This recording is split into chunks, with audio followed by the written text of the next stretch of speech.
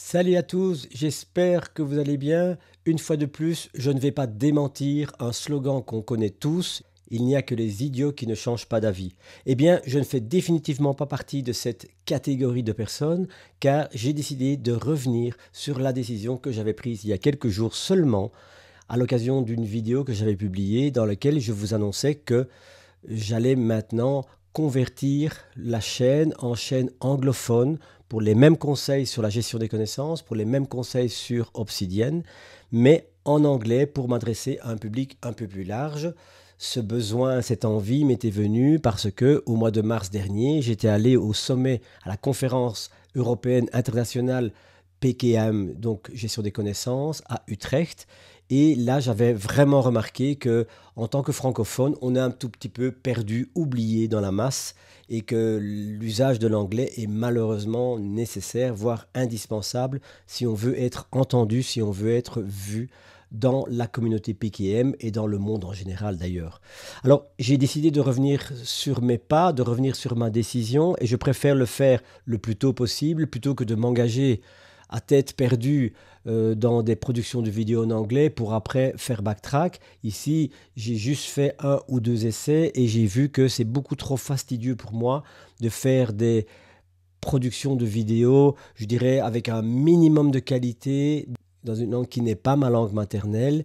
Et je sais que cette surcharge de travail et d'énergie risque très fort de me bloquer et de m'empêcher de produire autant de vidéos que j'ai envie de le faire. Surtout que depuis le mois de mars justement, en plus d'appliquer la méthodologie adéquate, en plus d'utiliser Obsidian le mieux possible, je développe une recherche par rapport à qu'est-ce qui se passe dans votre tête, dans votre esprit au moment où vous faites de la gestion des connaissances. Il y a véritablement trois domaines. Le premier, c'est l'outil, mais c'est le plus accessoire. Le deuxième, c'est la méthodologie. Et le troisième, c'est l'état d'esprit dans lequel vous êtes ou vous devez être si vous voulez faire une gestion des connaissances efficace. Ça, c'est quelque chose qui m'est tout à fait particulier parce que je suis, d'autre part, passionné par la modélisation des compétences humaines, c'est-à-dire d'identifier la structure de comment vous faites les choses quand vous les faites bien. Et j'ai décidé, au mois de mars dernier, à cette conférence PKM, de m'intéresser à la modélisation, parce que c'est comme ça qu'on l'appelle, de l'état d'esprit, des stratégies mentales, de ce qui se passe dans votre tête, pour le dire tout court, pendant que vous faites de la gestion des connaissances, parce que je crois que c'est véritablement essentiel. À défaut de ça, qu'est-ce qu'on fait? On se perd dans les modèles, on se perd dans les méthodologies, on se perd dans la configuration à l'infini des outils et c'est absolument pas l'objectif. L'objectif, c'est de faire une gestion efficace des connaissances. Ça veut dire quoi? Une bonne capture des informations, une intégration dans votre réseau de connaissances et pouvoir retrouver les informations dont vous avez besoin au moment où vous en avez besoin pour produire.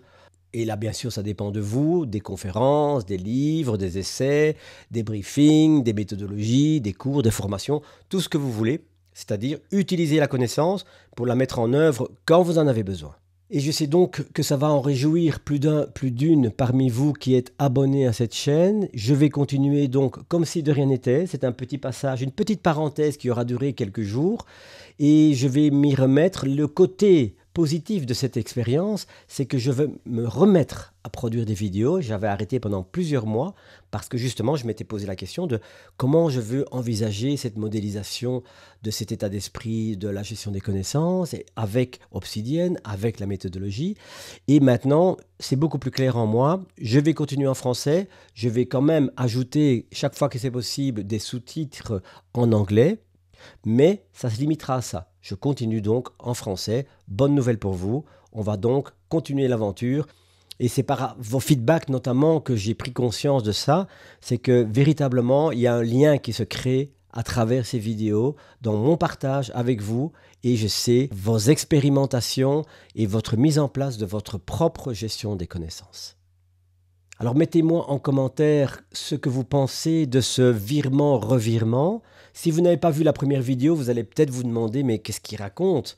Mais oui, j'ai retiré la première vidéo parce que je ne voulais pas induire plus de monde en erreur.